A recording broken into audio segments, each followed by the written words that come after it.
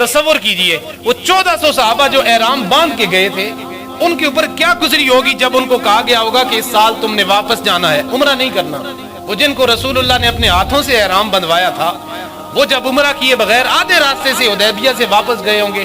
تھوڑی دیر کے لیے تصور تو کیجئے ان کے دلوں سے کیا گزری ہوگی، ان کی دل کی کیفیت کیا ہوگی، کیا وہ دل خون کے آنسو نہیں روئے ہوں گے؟ ہمارے یہ پچھلے 2-3 سال پہلے ہمارے اس پاکستان سے کچھ لوگوں کو حج کے لیے بھیجا گیا اور وہ ایئرپورٹ بھی کراس کر گئے، جدہ ایئرپورٹ پہ پہنچ گئے، لیکن ان کو جو ویزے دیے گئے تھے وہ جعلی ویزے دیے گئے تھے۔ وہاں سے احرام سمیت ان کو واپس کیا گیا کہ آپ کے ویزے درست نہیں ہیں، جعلی ہیں، ان کے اندر کوئی کمی بیشی رہ گئی ہے۔ اور ایجنٹوں نے یہاں پہ، ہمارے ایجنٹ بھی اللہ معافی دے، یعنی حج کے نام کے اوپر بھی دو نمبریاں کرتے ہوئے ہم باز نہیں آتے۔ تو وہ جب واپس کیا گیا ان کو، تو وہ 4 یا 5 بندے تھے، ان کے جب چھوٹے چھوٹے کلپ آئے، وہ رو رہے تھے، کانپ رہے تھے، اور ان کی وہ ویڈیوز دیکھ کے اور ان کے پیغام سن کے یقین کریں دل خون کے آنسو روتا تھا۔ انسان تصور بھی نہیں کر سکتا کہ پتہ نہیں کیا غلطی ہو گئی، اللہ تعالیٰ نے اپنے گھر کا بلاوا یا اپنے گھر کے اندر ہمیں حاضری کا موقع نہیں دیا، پتہ نہیں کس جرم کی سزا ملی، کس گناہ کی سزا ملی۔ انسان کانپ جاتا ہے، روح کانپ جاتی ہے کہ پتہ نہیں کون سا گناہ ہو گیا کہ اللہ تعالیٰ اپنے گھر کے، اپنے حرم پاک کے اندر ہمیں جانے نہیں دیتا۔ تو کہنے کا مطلب یہ ہے کہ انسان کو جب، یہ تو عام معاملات کی میں بات کر رہا ہوں، عام لوگوں کی میں بات کر رہا ہوں، وہ جن کے لیے اللہ تعالیٰ نے کعبہ کو بیت اللہ بنایا، وہ جن کے لیے اللہ تعالیٰ نے مسجد حرام اور مسجد نبوی کو تقدس دیا، عظمت دی، شان دی، فضیلت دی، جب ان سے کہا گیا کہ اس دفعہ عمرہ کیے بغیر احرام باندھے ہوئے واپس چلے جاؤ، تو ان صحابہ کے اوپر کیا گزری ہوگی، لیکن انہوں نے برداشت کیا۔ رسول پاک صلی اللہ علیہ وسلم نے فرمایا احرام اتار دو، اور وہ حدیبیہ کا معاہدہ لے کے حضور واپس چلے گئے۔ یہ صبر کیا، اور اس صبر کا نتیجہ کیا ملا، اللہ تعالیٰ نے اس کا ثمر کیا دیا۔ 1 سال گزرا، 1 سال کے اندر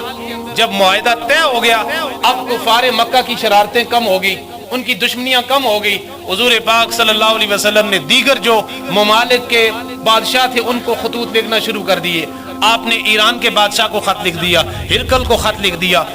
اسی طرح کسرا کو لکھ دیا، دیگر بادشاہوں کو آپ نے خط لکھنا شروع کیے۔ اس کا نتیجہ کیا ہوا کہ باقی علاقوں کے لوگ آہستہ آہستہ سے دین کے اندر آنا شروع ہوئے، دین پھیلتا گیا، اور 1 سال گزرا، صرف 1 سال گزرا، مسلمانوں کی تعداد 1 لاکھ تک پہنچ چکی تھی۔ 1 سال کے اندر رسول اللہ کا وہ صبر تھا، وہ حکمت عملی تھی، 1 لاکھ تک وہ تعداد پہنچ چکی تھی۔ اور اگلے سال جب میرے کریم آقا صلی اللہ علیہ وسلم عمرہ کرنے کے لیے گئے، تو اگلا سال عمرے کا نہیں تھا، پھر آپ حج کے لیے آپ نے احرام باندھا، اور اگلی بار 1000 بندہ حج کرنے کے لیے مکہ کے اندر گیا۔ وہ ابو سفیان جو کل کہہ رہا تھا کہ ہم محمد الرسول اللہ لکھنے نہیں دیں گے،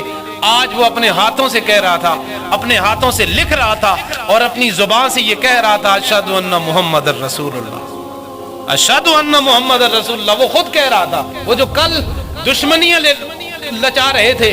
آج وہ خود رسول پاک صلی اللہ علیہ وسلم کا استقبال کرنے کے لیے پھولوں کی پتیاں لیے کھڑے تھے۔ تو کہنے کا مطلب یہ ہے کہ اللہ تعالیٰ کی تدبیر ہوتی ہے، فیصلہ ہوتا ہے، اس کے اندر بھی بہتری ہوتی ہے۔ حضرات محترم،